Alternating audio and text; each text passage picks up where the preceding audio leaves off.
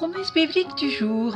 Lisons dans Matthieu chapitre 15, versets 21 à 28. Jésus étant parti de là se retira dans le territoire de Tyr et de Sidon. Et voici, une femme cananéenne qui venait de ces contrées lui cria « Aie pitié de moi, Seigneur, fils de David. Ma fille est cruellement tourmentée par le démon. » Il ne lui répondit pas un mot, et ses disciples s'approchèrent et lui dirent avec instance « Renvoie-la, car elle crie derrière nous. » Il répondit « Je n'ai été envoyé qu'aux brebis perdues de la maison d'Israël. » Mais elle vint se prosterner devant lui, disant « Seigneur, secours-moi. » Il répondit « Il n'est pas bien de prendre le pain des enfants et de le jeter aux petits chiens. »« Oui, Seigneur, dit-elle, mais les petits chiens mangent les miettes qui tombent de la table de leur maître. » Alors Jésus lui dit « Femme, ta foi est grande, qu'il te soit fait comme tu veux. » Et alors même, sa fille fut guérie. Amen. Nous voyons la détermination de cette femme et la réponse de Jésus « Femme, ta foi est grande, qu'il te soit fait comme tu veux. » Et alors même, sa fille fut guérie. La grandeur de la foi se mesure avec la détermination. C'est dire la capacité de ne pas se décourager, mais de tenir ferme face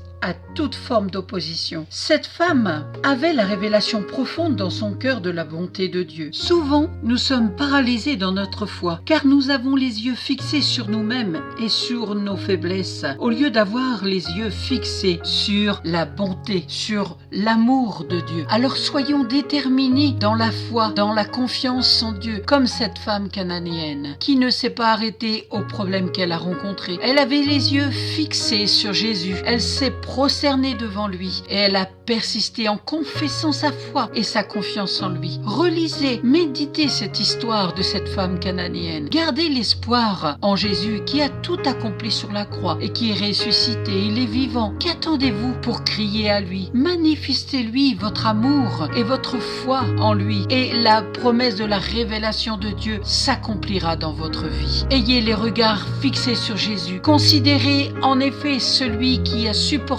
contre sa personne une telle opposition de la part des pécheurs, afin que vous ne vous lassiez point l'âme découragée. Relisez cette promesse biblique dans Hébreux chapitre 12 verset 3. Soyez bénis. Si vous n'avez pas de Bible, n'hésitez pas à me contacter, je vous en offrirai une. À très bientôt, bon courage.